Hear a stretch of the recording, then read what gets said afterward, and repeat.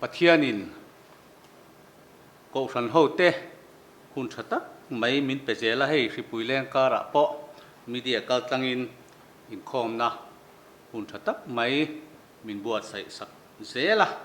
alomom tak zetani Pathian ne na lom thu omro se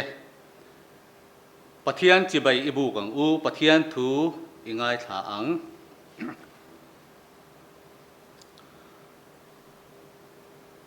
lau su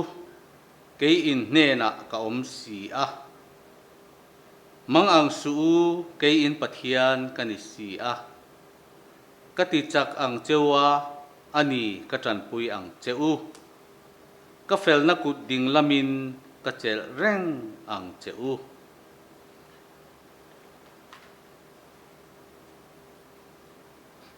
mundang mi lo ngai thale ila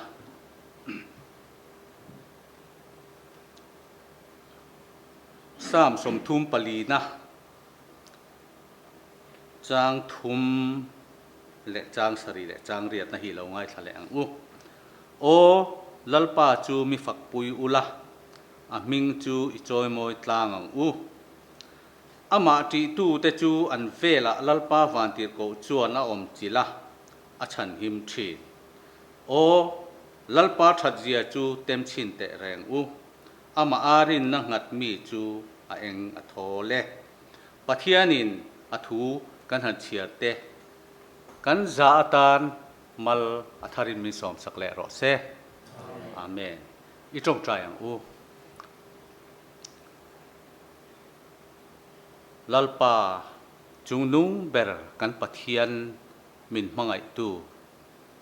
I khongai en kol na kan chang zela I hruai na du om tak le I hual him na te changin heng Hruaitu kara nun phung na sa taka khailak kara po I Kohhran ho te nangin hun tha min pezela voina po nang ma biak na hun thatak mai le mun thatak mai min buat sai sak le a min om puya min kai hruaya kan lom em a I hne na lom thu kan hril che a I ming thiang lim kan faka che lalpa kan Pathian he kan Inkhawm na I Kohhran ho te nang ma kan biak na hun hi I tharau thiang limin nangin min om pui la lalpa nangin kan thil ti zong zong nang ma ti bai buk na na kan ti ang zong zong te hirim tuya min lo pom sakin mal min som sakang che I khongai na kuta kan za in kan ron in kol ti re min chandam tu kan lalpa du tak Isu Krista mingin kan di la che amen tuna chuan Kohhran thupuan kan ngai thanga Kohhran secretary I lo somang u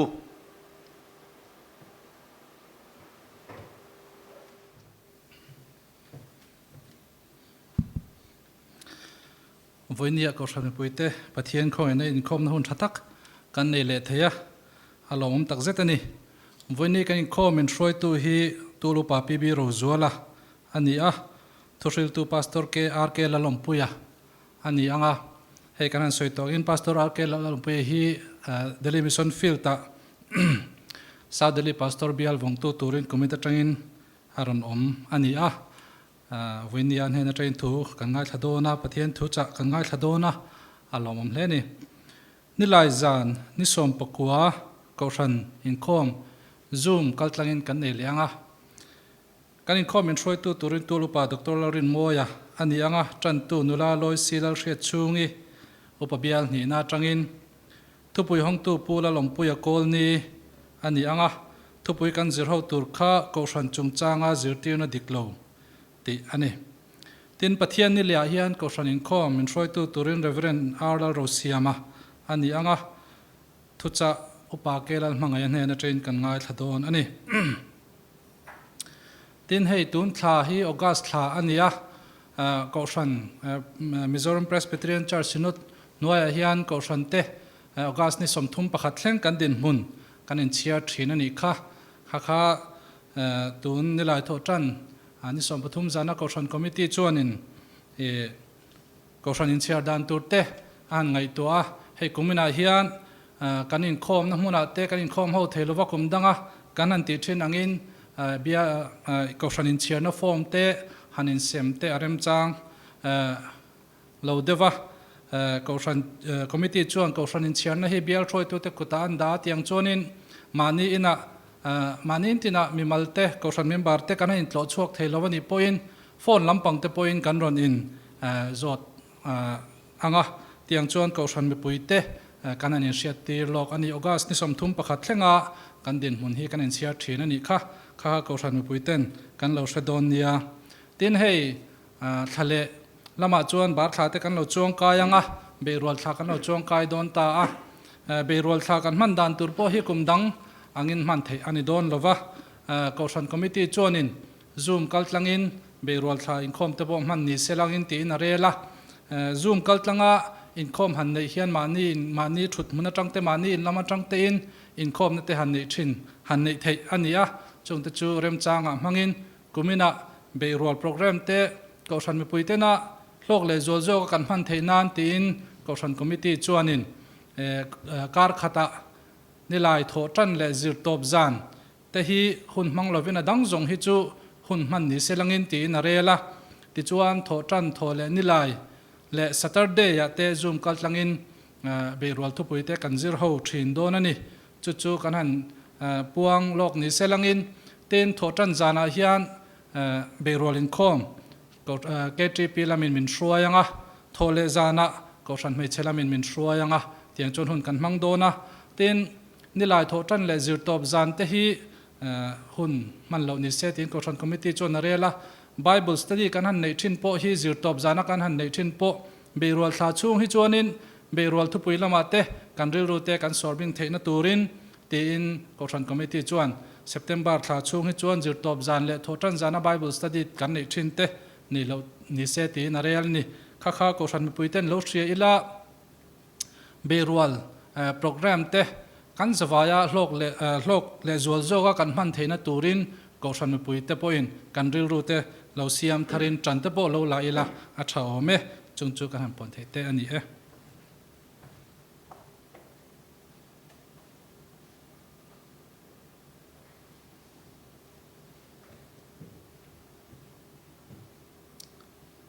kan za Pathian kan fakho nan Christian labu number za somthum le pathum na lali suwa kan thian thaberin kan mang online min lo ama hne na kan tong tra in kan thlena piang hi apom tiang zelin kan za in ding ni lo sang u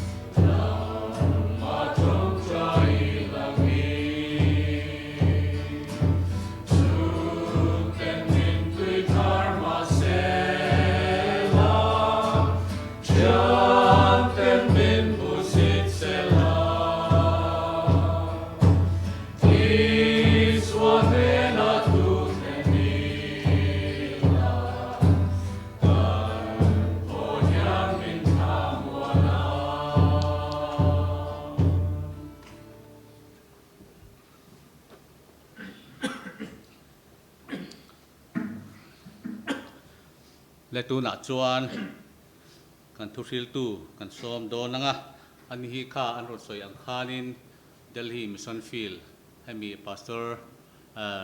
South Delhi South Biak pastor ani pastor RK Lalawmpuia ilo som u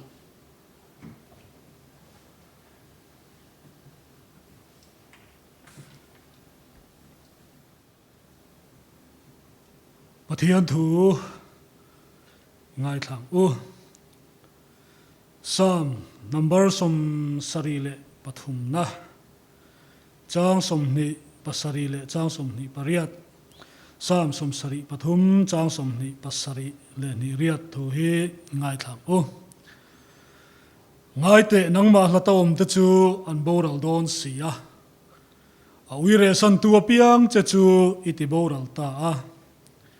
kaya ta ni rozong Pathian na hi atrani lalpa Pathian chu ka inhum him na ka manga ina tho zong zong thu chu ka hril theinan tin mun dangami ngai thak chun zom leila Jakopale khathon bungli changriat thu hi ngai thak chun zomila Jakopa bungli changriat Pathian nai ro ti chuananin anayang cheu misual teu inkut te silfai ro ril ru bulbal nei lo teu in thin lunga ti thiang lim ro thu kan chiar te lalpan kan thana tharin mal min som sak ro se amen Pathian ma konin chong trai lalpa kan Pathian du tak min mangai tu voinia I Kohhran ho te nangma biak ho na hun tra min siam sak le ta ka wangin kan loma lom thu kan hril che ni lalpa nang chu Pathian engkim ti thei Pathian thiang lim Pathian ro pui inia ti mek la in ke ni misual mi fello le mitling lo tena kan hai thei turata na voini thlenga ilain pha niam te hero pui kan tia kan loma lom thu kan hril che ni I Kohhran ho te hian nangma nai zel che hi kan dua nangma kan nai zel theina turatan voinia hai thucha kan soi tur te po kan zatan mal min som sakang che lalisua Krista mingin heng hi kan dile amen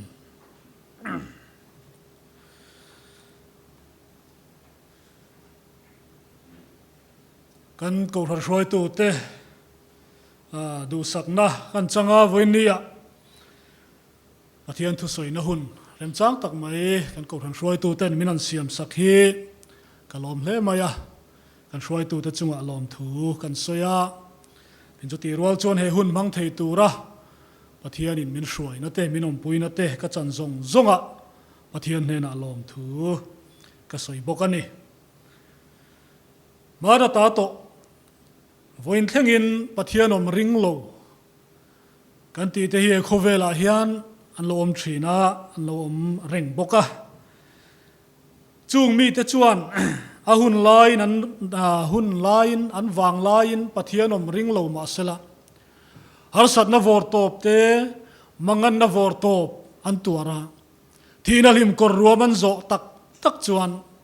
atopa chuan Pathian om thu hi anaw chu puile nge thin ani Pathian hlata om lova Pathian naya kan om hi apoi mo hle maya chu wang chuan voinia kan sermon thu puya tan po Pathian nai ti hi kan thanga ani sam som sari pathum na hi kan hriatangin asafa phua ani asafa hi Leviafa Gersona tha kalzel Berekia fapa ani lal Davida khan thuthung bom lalpa bom ma a rongbol tu turte tin chumi muna a fakhla satur Leviachi te jingami mienga mozat aruat te ho tu ania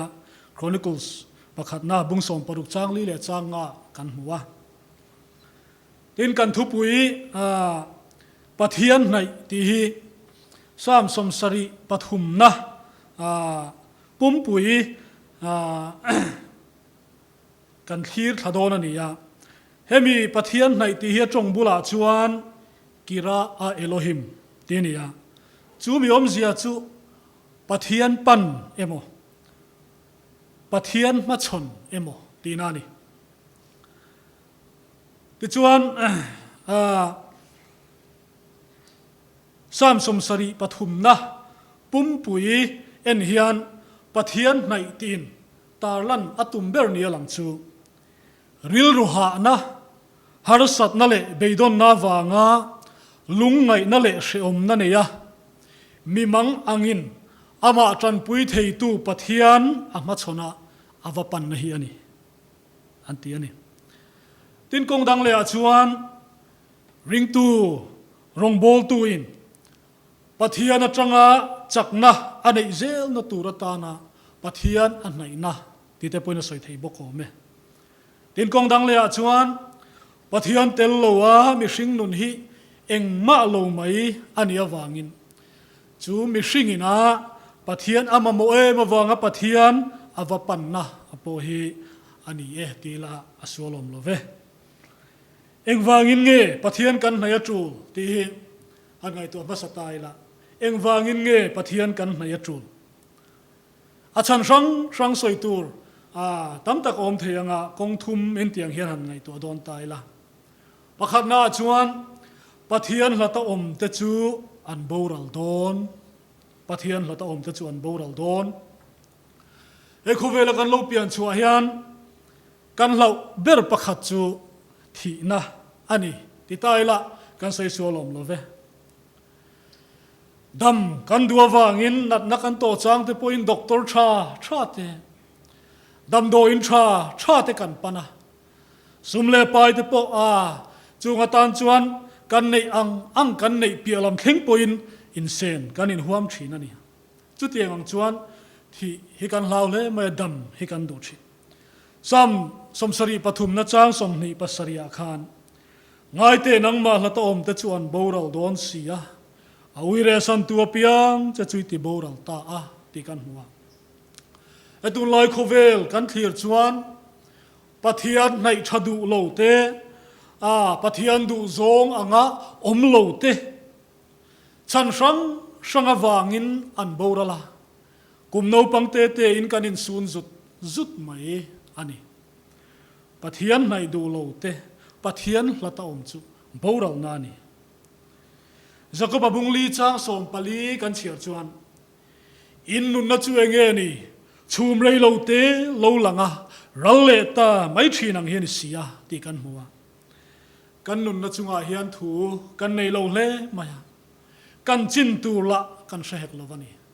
chu wang chuan Pathian nai hi kan mamo zual hle ani Deuteronomy bung som thum chang som hnia khan lalpa in Pathian mangaya ka oya ama vuan tatin ama chu in nun na indam reina ani sia ti kan huwa Pathian nai hi boral lo na kan nun na le kan dam reina tur lo ni ti hi voindia hian kan hriat thara Pathian kan nai hi poimoni tina dang le a chuan mi hring te hi lungai thin na thin kan nia wangin Pathian nai kan mamo ani ei mi hring kan ni mia wangin chan sang awangin lungai changte kan taksa le kan rilru nat ngoi changte om thin chu tiang ang chu kan nei thin ani nat na khir khan tak han to changte thina lim kor ruam han zo changte hian Pathian nai he awahan chul tak emo nan na khir tak kan han tuara ani lo vek poin kan chung te zinga nan na khir tak tuara noma chunat na chunga chuan doctor te po an be donga eng ma ti then nei tolova chuti huna chuan Pathian nai lo tu Pathian nai na chang shelo ta tan chuan be sei tur dang aom to reng lo lunga ya indom kun tok bak chu ti turan nei tolova ni en kan la thak lel ngoi te kan ngai em kan mangai ten mual min liam sana chatuan ram min pan san te hian kan ril ruana a kan ruma kan trapa kan mang ang thina ni chona chuan min thamuana beisina nung min siam sak tur midang tu ma anom tolo kan mamo berchu Pathian thamuan na chau ani samziak tuin Pathian chu kanin hum him na le kan chak na mangan lai tan puivar tu nai rengani alotia mangan na vor top kan to mek laya min tan puivar tu nai reng nai na chang kan hriat hi atul tak zet ani lasiam tu poin karil ru alo chau hunin aman min tan pui thin ka sheom lai na man ang chunga min pom thin alotia unau du tak kan ril ruanat ngoi changte sheom kan tuar tok lai te ha min thamuana min nem thei tu om chun chu kan Pathian chau hiani ti hria har sat mangan na kan to lai Pathian nai na chang kan hria thi angai tak mewani etun lai shipui leng coronavirus hi ahlom viau maya kovel puma mi nuai sari le singa chuang zetin anthi pui to nge ania e hri kan haudan chin po ai nang lo lom mai theya tu ti mek lai chuan heng har sat na le hlo na muna changa Pathian nai na chang shelo te ro chu he hri awanga an ma ni nun na lo la lo in ti hlum ta te po mi nga mu zat anom mek bok ani voini a hian kan soi du chu kan Pathian hian heng shipui la ka chang hian adu chu hum him theani ti hi se thar leila Pathian kuta hian in kol tir mai ila a dam thak heng shipui te hi Pathian min nai tir tu lo ni zel zok sela aduam le in ka hria mania huwa chapa kamu pakhat chu ti hian in zia ka khovel hi faro ang kan nia antia faro chuan shipui a lawa Pathian a lau lo chu tiang do chu khovel hi kan nia mo ti te po angai tu thei ani Pathian a hian shipui te kan lo lawang ti a hlawma chu wang chuan shipui a hian Pathian hi hlau tur ani ti voini ai kan hriat thar le a thain kan hria kan soi tel du ani tina dang le a chuan mi chak lo kan lia wangin Pathian nai kan mamo mi chak lo kan lia wangin Pathian nai kan mamo ring tu rong bol tu te hi keima ni to ka chak taka om turin Pathian po hian min duani korin thon khat bung som paruk chang som pathum kan chiar chuan in vengula rinna chuan ding het ula in ti huai ula chak takin om ro ti kan huani ring tu do izep ring tu chak lo chom reng ngai ring tu ni tur hian Pathian hian min du lem lo ni te punalam tin kan rong bol na te poin ma son sela Pathian ram te hi lo zau ze sela ti hi kan Pathian du dan po ani na rin noma amai ro chu mi hring te hi mi chak lo chau thin kan lia wang ro chuan chak tak le so takarong bol na kalpui zel te po har sa kan ti chang om thin ani chu wang tak chuan chak na thil ti theina kan nei theinan engkim ti thei kan Pathian kan nai reng hi atul tak zet ani FSC bungruk chang som pakhata chuan ti hian kan huwa atop bera chuan lalpa le chakna thruya chuan thil ti theina nein lowom ro dia bolangam them na te chu in do zonan Pathian ral thuam fam ki minin thuam ro ti kan huwa Pathian chakna rin chana thil ti theina nei tur chuan Pathian ral thuam fam ki ma in thuam angaya chu ral thuam fam ki ma in thuam tur chu Pathian kan nai apoi mo Pathian nai na changin chu kan chang thei ani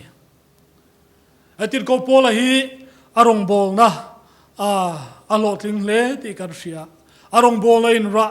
nasata ka chua chu eng wange kan ti chuan Pathian nai tat wangani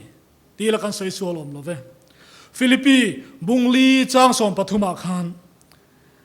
mi ti chak tua chuan engkim ka ti theiani tin tir ko pola chuan asoya ke ni ho hi chak lo thin chau thin kan nia amai ro chu tir ko pola nga Pathian kan nai tlat chuan engkim ti thei Pathian chuan min ti chak theiani til ti thei min siam theiani ti hi voinia hen hre thar leila Pathian rong kan bol zel na po hian ama kan nai hi apoi mo hle ani ti hi I hre thar lem u Pathian nai lo tu te nun o lo na a hi toite in han thir ho zok tai la sam som sari le pathum chang thum kan chiar chuan asafa hian mi suak sual te van nei zia amu thu tar langa tin mi wang thuang te a o thu te po a ziak nge nge ania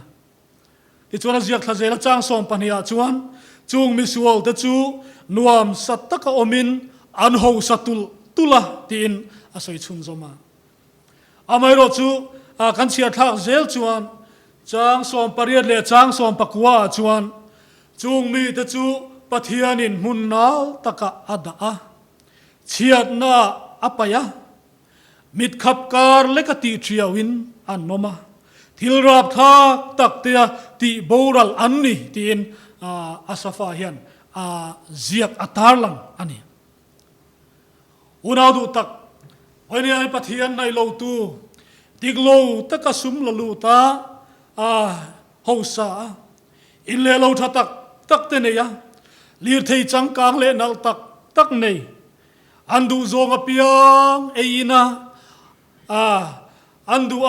ang thong no in bel thei un rei lo te ta na an ho sak na lim pui amai ro chuan nu loka lungaya in dom kun le ta mu tu le hriat tur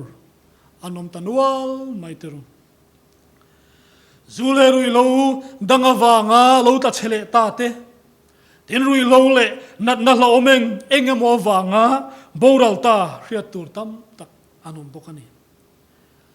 oinia hian Pathian nai lo tu te nun hi engemo chang chuan o omangin lang ma sela a o omzi tuak tak ngai lo wani ti hi kan hriat thar le a thain ka hria chutianga Pathian nai lo tu te nun a o omzi tuak lo lai chuan Pathian naya ama tri kat tu te arsat nakara Pathianina a ompui da na hi Bible ami toite han talan le kan dua ama sabera chuan Josepha Pathian lakarin Pathian nai tat mi achan chen kan ria a unau ten an shala Potifara na leya tiang chuan Potifara nupuin diglo takapu wangin Josepha chuan zelbang ten zuta amai ro chu om na pianga Pathian tri mi Pathian nai tat mi Josepha chu Pathianin choimo in aikup taram lalber dotua asiamani ti kan sia ani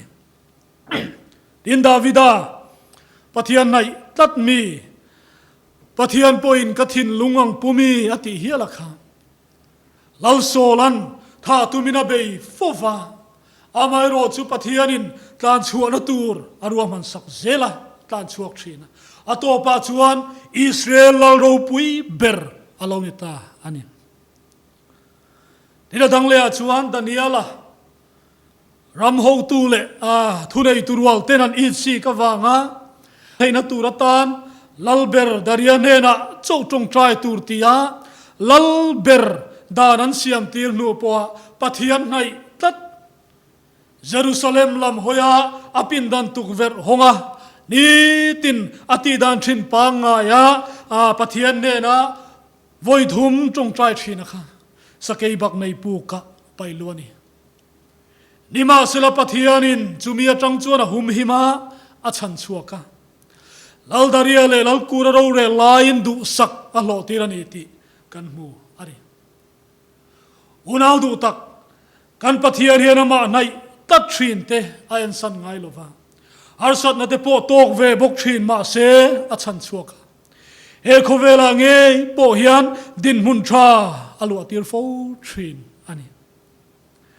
voinia hian engang din mun ange ke ni hawi kan din ve ring tu rong bol tu kan nia wang hian arsat na te po kan to chang om thin ang ti karing kan nei zon na ni emo thil chi sang sang a te po amai ro chu pathian tria pathian nai tat thin te pathianin atopa chuan a choi kam thin ani ti ria pathiani tria pathian nai tat nanun hi kan nei zui zel apoimo le ani te hi voini hen war takin kan soidu ani engtin nge pathian kan nayang engtin nge pathian kan nayang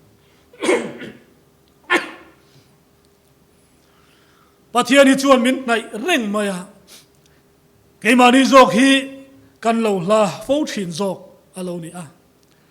zakopa bungli chang riat kanan sia ta ka khan pathian nai ro ti chuan anin anayang cheu ti kan huani pathian kan nei na tur hian keimani lam hian ti tur kan nei ve a chu chu hetiang zong hian han ngai to ta ila ama sabera chuan Christian ten pathian kan nai theina le kan pol theina man ro poimo ber chu Bible chiar le tong trai ani dial mudia chuan kan tong trai hian pathian ne na thu kan soya uluk taka Bible kan chiar hian pathian in kan ne na thu soi ve thungani ati unadu tak voinia hian ngun takin hanin ngai to taila pathian nei na tham le pathian ne na in pol na nung nei khopin kan tong trai in Bible kan chiar thinem tu laya mishing kan boy to khop maya Bible chiara tong trai na hun nei manglo ring tu te po kan kat nuk to mai chuti mek lai chuan kan du zong le ngai poimo zong mobile phone computer TV chutiang en nan le khoinan ro chuan hun tam tak kan khoral le man thomai kanin ngai tu chian apoimo le ani tu lai khovel boruak kil tin kan thir chuan kan khovel hi hun nung lam ading me kani ti hi hai rual ani tolovani rin lel rual ani tolo chu wang chuan pathian kan naya ama ne na in pol na nunga kan nei hi tul to tak zet mai pathian kan nai na turata na thil poimo tak chu Bible chiar le tong trai ani ti hi voinia hian se thar leila chu chu i war sa sawang u tina dang le chuan pathian kan nai na tur kong dang le chu Kohhran Inkhawm matel thin le Kohhran program sang sanga tel tam hi ani pathianin he khovela ache na turata na fa pathisenin Kohhran adina chu Kohhran chuan adin tu le anei tu pol na turin Kohhran Inkhawm abuat sai thin Kohhran Inkhawm sang sanga kan tel hi pathian kan nai na man ruwa poimo takani e coronavirus awangin biakin lama Inkhawm te po arem tari lova nima sela kan Hruaitu ten media mangte tiang chan Zoom mangte in Kohhran Inkhawm te Bible study te anruwa mana heng ang kan ngai poimo hi atul le mai heng Inkhawm sang sanga kan tel zel hi apoimo le mai Kohhran ho zinga kan tel klema kanom shan chuan kan tharau nunin atuar don ani mei puya tangin mailing chep chuakin mun shana data ila reilo te chu mailing chu athi don ani chu tiang chia chuan Kohhran program akan tel lo akan hlat chuan hun reilo te chungin sualin min ne anga kan tharau lam nun alo chau mai don ani chu wangin Kohhran program atel tam hi pathian kan nai na man ruani ti rathar le ila Kohhran ho zinga atam theyang ber tel turin bot sai zelang o tida dang le chuan pathian du zonga oma adu dana nun hi pathian kan nai na kong poimo tak ani setana hian pathian kan la theina tur hian thiam takin ring tu tani tin min be thina khovel min thir tira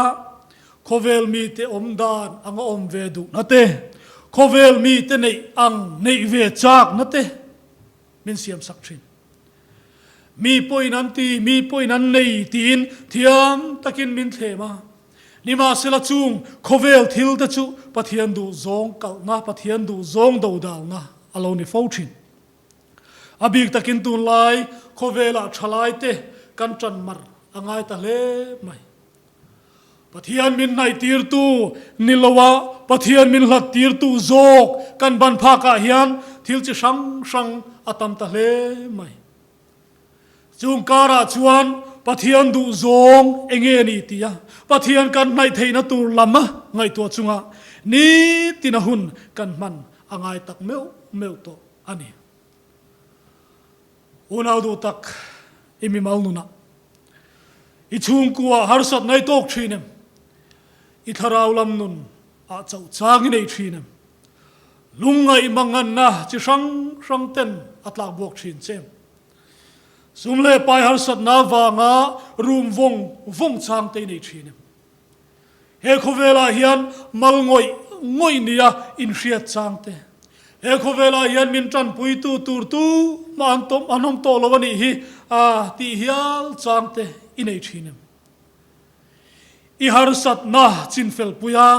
tran pui tur chele ilungai na le mangan na te choka thamuam tur che in pathian hi aom rengasin i tharau lam nun choi ka nga ti chak thei tu kong dik ko mu thei tu chu kan pathian chau hiani chu pathian chu eng tik lai puwa mi hringin kan mamo ber chuani chu pathian chu nai la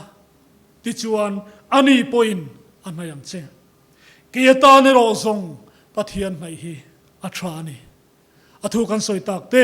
lalpan kan tan malmin som sak ro se amen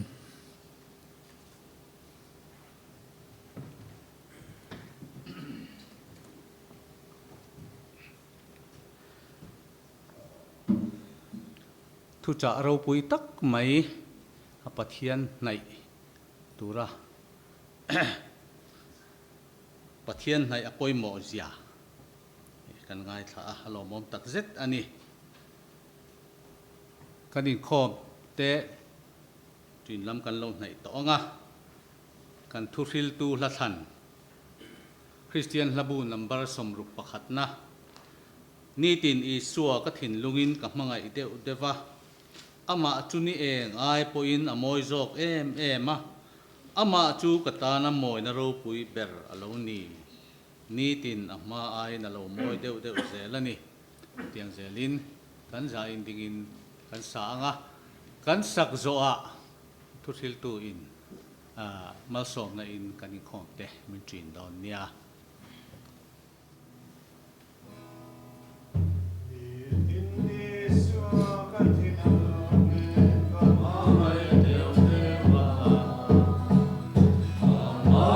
Amen.